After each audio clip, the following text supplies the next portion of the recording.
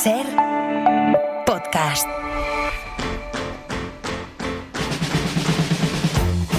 Serendipias con Ignacio Crespo.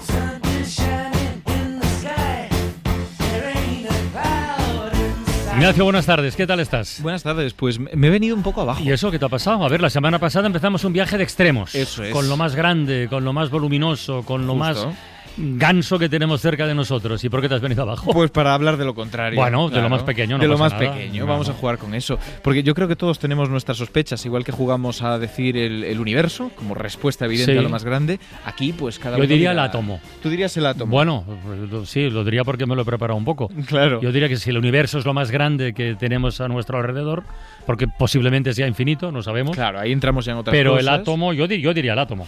Pues sí, ¿sabes qué pasa? Que depende de cómo nos tomemos el concepto de átomo. Porque átomo, etimológicamente, el origen de la palabra, significa que no se puede dividir. Así que si no se puede dividir, digo yo que será la cosa más pequeña que existe. Mira, me parece que es muy fuerte esto para comenzar. Venga, O sea que de entrada vamos a trasladarnos al mundo animal a eso es. y vayamos a lo mejor no conocemos ninguno, ¿eh? Y veremos si llegamos. ¿Cuáles son o cuál sería el animal o los animales más pequeños que tenemos en la naturaleza cerquita de nosotros? Pues A ver, mira, si hablamos de ¿dónde está el animales, límite? si hablamos de animales en general, tenemos algunas larvas muy pequeñas de invertebrados que son Bueno, absolutamente vale. invisibles. Pero ¿qué nos llama la atención? Nos llama la atención ver animales parecidos a nosotros, pero extremadamente liliputienses, chiquititos, de estos de mirar pues casi con lupa. Y en ese caso, si nos quedamos con los vertebrados, yo te diría que viéramos, por ejemplo, el caso del sapo pulga. el sapo pulga. El sapo pulga, que además no es que se conozca desde hace mucho tiempo, pero a mí efectivamente no me suena de nada. pues se ha visto, pero estamos hablando de un animal que tiene apenas un centímetro. Es ¿Dónde realmente se ha muy visto? pequeñito. Pues mira, el sapo pulga en concreto, si no me equivoco, se ha descrito en Brasil. Que es, En Brasil. Es lógico que encontremos allí, en selvas, ¿no? en selvas con una gran cantidad de biodiversidad, selvas enormes, pues animales que son muy pequeños y que tienen también sus particularidades. Pero fíjate, uno que se conocía desde hace más tiempo, que nos vamos de los anfibios a los reptiles, un poquito más complejos, es un camaleón enano de Madagascar, llamado el nano camaleón. Nano camaleón. Sí. Tiene el nombre Buquesia nana también de ese tamaño, y hablamos, pues de nuevo, muy pequeños. Si le quitas la cola estamos hablando casi de la misma cantidad del mismo tamaño que este sapo. ¿Y en mamíferos? En mamíferos, por lo de la complejidad que estamos diciendo, a medida que sumamos piezas, a medida que sumamos complejidad metabólica, que son seres de sangre caliente, necesitan determinadas cosas, el tamaño también crece, y en este caso hablamos de una musaraña, en concreto, que es la musaraña etrusca, que es un poquito más grande, pero bueno, que sigue siendo realmente muy diminuta. Y aquí una cosa que me parece interesante es que hablamos de animales muy chiquitos, animales que no se parecen al típico ratón que vemos por la calle. Mucho más pequeño. Mucho más pequeños. Y la pregunta es, ¿no hay ninguno más pequeño? ¿Por qué no hemos encontrado casos aún más extremos? ¿Es porque no hemos buscado lo suficiente o es porque hay un límite? Con los grandes había límite. Por ejemplo, con los grandes había límites por su peso o por el metabolismo. Bueno, pues en este caso pasa algo parecido. Te voy a poner un caso. A ver. Si tú te calientas una tacita de café pequeñita, a que tarda en enfriarse menos tiempo que un puchero enorme de café o un gran tazón. Bueno, pues algo parecido pasa. Para mantener la temperatura corporal, estos animales necesitan, como son muy pequeños, gastar mucha más energía. Y sabemos que la cantidad de alimento que necesitan por su tamaño corporal crece muy rápido. En el caso de esta musaraña etrusca, necesita alimentarse casi el doble de su peso. Hay distintos cálculos, pero realmente es muy grande el gasto energético que necesita para poder mantenerse viva. Y cuanto más pequeño, más rápido se enfría, más necesita. Y estas medidas, diríamos, de autoprotección o de supervivencia que afecta tanto a los animales más pequeños como a los más grandes, ¿los dicta la evolución? Sin más, la naturaleza, o hay algún factor externo que lo condicione? No tengo ni idea. Es que es muy buena pregunta, porque es la pregunta de las leyes, las imponemos nosotros al observar la naturaleza y las vamos trazando, o es algo que estaba ahí, tiene que ver con la estructura misma de la realidad. Bueno, parece que sí, con las herramientas básicas que tenemos, vamos a decir, con los bloques de construcción de la vida, que son las células y cómo se comportan, ahí hay límites que nacen. Por ejemplo, no solo el metabolismo, sino los vasos sanguíneos.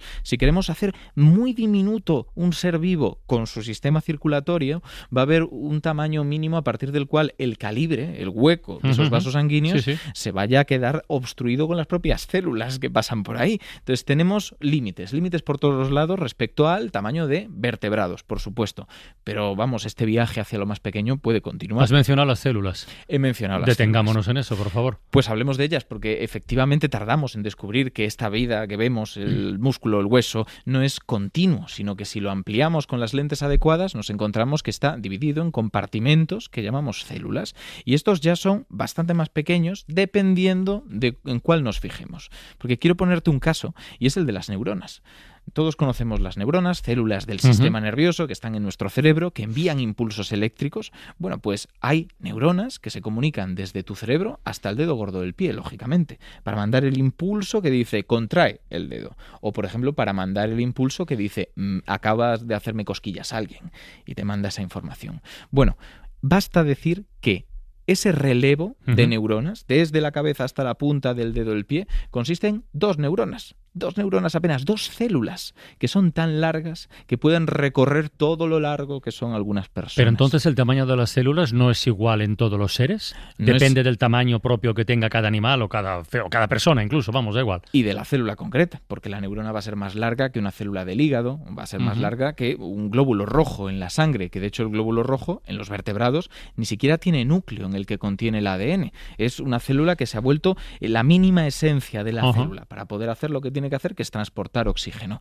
Entonces, aquí vamos a ver muchos cambios y hay uno que a mí me gusta mucho, lo saco siempre que puedo, y es el caso de las jirafas, porque las jirafas tienen también neuronas, por supuesto, y hay una neurona, un nervio, que es importante para la vocalización en nuestro caso, en el caso de las jirafas no, pero que baja prácticamente desde su cabeza hasta su caja torácica y vuelve a subir, una neurona de varios metros de longitud. Esto, claro, una célula, pero una célula infinitamente más grande que esa musaraña etrusca que estábamos diciendo. Aunque desarrolle la misma función. O parecida. Totalmente la misma función que nuestras neuronas. Pero vemos que aquí, a pesar de que en esa escala tenemos muy claro sí, los mamíferos son más grandes que los reptiles en términos generales, y más grandes que los invertebrados, y más grandes que las células. Vamos haciendo una escala, pero lógicamente siempre va a haber un espacio donde las cosas se solapen. Hablábamos de células muy grandes en el anterior, pero aquí si nos quedamos con cosas muy pequeñas, yo creo que tenemos que dar en algún momento el paso de las células a los virus. ¿Virus, bacterias? Virus, bacterias, yo creo que nos podemos quedar por ahí. Microorganismos, si te parece. Pues mira, resulta que cuando hablamos de bacterias, de nuevo tenemos algo muy amplio. Tenemos una visión muy antropocentrista de la realidad. Esto lo hemos comentado ya alguna vez. Y parece que bacterias son todo lo demás, todo lo que está por ahí. Pero pensemos que realmente habíamos hablado de algunos microorganismos que tenían un tamaño de 20 centímetros, realmente grandes. Cuando hablamos de los más pequeños, tenemos unos que por suerte no nos afectan a nosotros, pertenecen al grupo de Candidate Phyla Radiation, se llama, CPR, podemos resumirlo, que tienen un tamaño, y aquí ya damos escala, de 0,5 o 5 micrómetros. ¿Que cuánto es un micrómetro? Muy poco. Muy poco. O sea, tú coge un milímetro, imaginemos todos un milímetro, y hagamos 100 divisiones, ¿vale? Bueno, pues a cada una de esas 100 divisiones hay que hacerle otras 10 para que nos demos cuenta de la dificultad, y ahí tenemos un micrómetro. 1000 micrómetros, un milímetro. Bueno, en este caso hablamos de 0,5 micrómetros, 5 micrómetros en el mejor de los casos, para hablar de este tamaño de muchas de las bacterias. Las más pequeñas dentro de este grupo estarían rondando los 0,2, 0,3. Es muy, muy pequeño. Pensemos, para seguir intentando visualizar esto, porque yo sé que es difícil, ¿de qué tamaño estamos hablando para el grosor de un cabello humano? Que es lo típico que se compara, ¿no? Es más pequeño que... Bueno, un cabello humano tiene 50 o 100 micrómetros. Eso es una décima, una veinteava parte de un milímetro. Aquí hablamos de 10 o 100 veces menos. Es muy, muy pequeño lo que estamos hablando.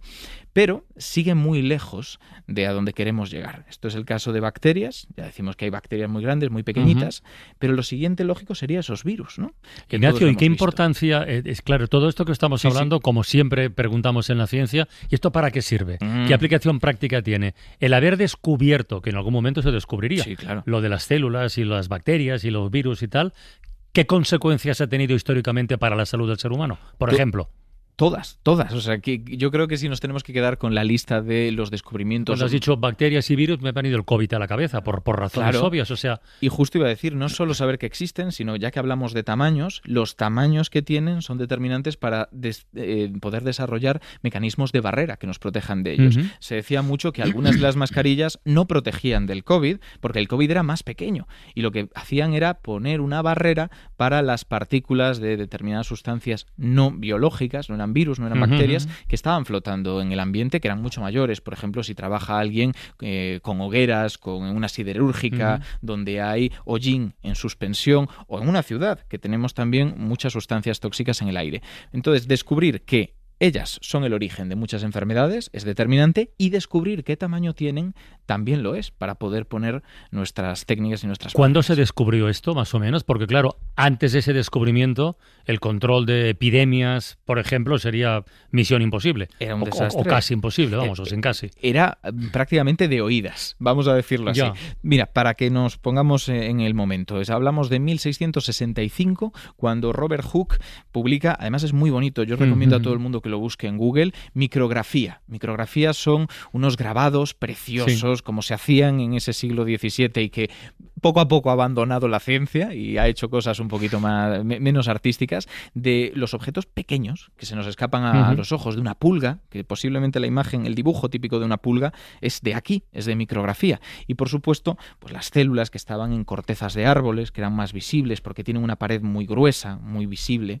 Y a partir de aquí, pues fueron descubriendo distintas células, incluso a día de hoy, aunque ya conocemos las que forman parte del cuerpo humano, vamos haciendo clasificaciones más finas entre unas y otras. Sometimes I really wanna be alone, but that's one state I'm never in,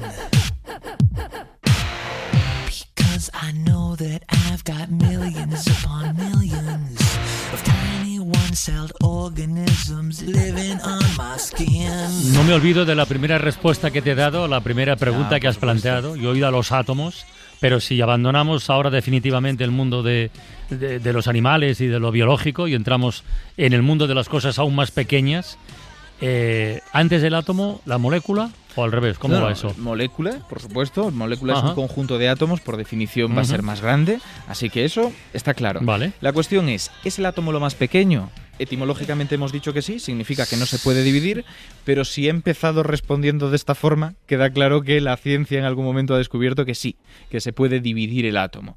Y además el experimento es muy chulo, es de principios del siglo XX, y fue Rutherford, que igual nos suena el nombre de haberlo estudiado en el instituto, que lo que hizo fue bombardear con partículas, vamos a dejarlo así, cargadas eléctricamente, una lámina muy fina de oro. ¿Qué podríamos esperar? Bueno, pues si son átomos, los átomos son pequeños cuerpos como bolitas sólidos, y nosotros bombardeamos algo, rebotarán como con cualquier pared, ¿verdad? Lo que descubrió Rutherford es que sí, algunos volvían en dirección opuesta, pero otras de las partículas que disparaba contra la lámina la atravesaban y otras quedaban un poco desviadas.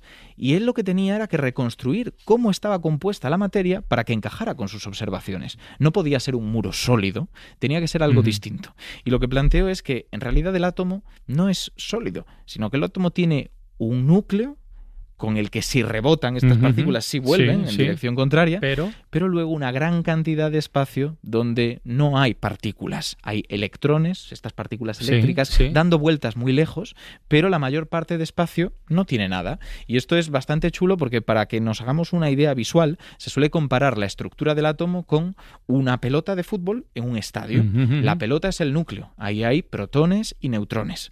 Y los electrones estarían dando vueltas a las gradas. Todo el espacio que hay entre una cosa y otra no tiene partículas. Y esos electrones tendrían el tamaño de una mosca apenas. Entonces hablamos de cosas muy pequeñas, pero si cogemos esa pelota de fútbol, y esto es lo que se ha ido descubriendo durante décadas, hay cosas dentro. Neutrones y protones que a su vez se dividen en otras partículas más pequeñas, en quarks. Y ahí ya entramos en toda una familia de lo realmente diminuto. Qué triste es el electrón. Pasaron varios siglos sin que el hombre descubriera que vivía a su manera el electrón. Estaba en todas partes y no estaba en ningún sitio por aquello de la indeterminación. Vivía desde siempre enamorado de un próximo y pesado nucleón. Jamás los vieron juntos en la tierra, la luna o el sol. Entonces, Ignacio, al final, ¿con qué nos quedamos? Lo más grande resultó ser el universo. Nos quedamos confirmado con el universo. Con el universo. ¿Y de lo pequeño? Pues como respuesta muy rápida, recordemos que el universo era de lo confirmado. Ajá. Si nos ponemos a especular el multiverso, podemos entrar en otras cosas. Y la teoría de cuerdas nos habla de cosas mucho, mucho más pequeñas que estos electrones, que estos quarks, pero que no están confirmados. Así que nos quedamos con fotones, las partículas de la luz. Porque recordemos que el tamaño de las cosas teníamos que medirlo por su peso, su masa, su energía. En el mundo de la física podemos convertir una cosa en otra. Y los fotones, que vienen de muy lejos en el cosmos, son la cosa menos energética que hemos descubierto. Ignacio Crespo, hasta la próxima semana. La próxima. Chao. Para no perderte ningún episodio, síguenos en la aplicación o la web de la SER, Podium Podcast o tu plataforma de audio favorita.